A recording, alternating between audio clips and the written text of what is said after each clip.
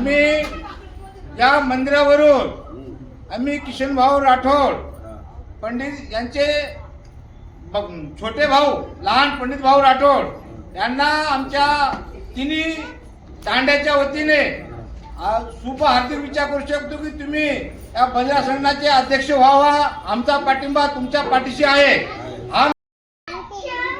राष्ट्रीय बंजारा परिषदचे संस्थापक अध्यक्ष आणि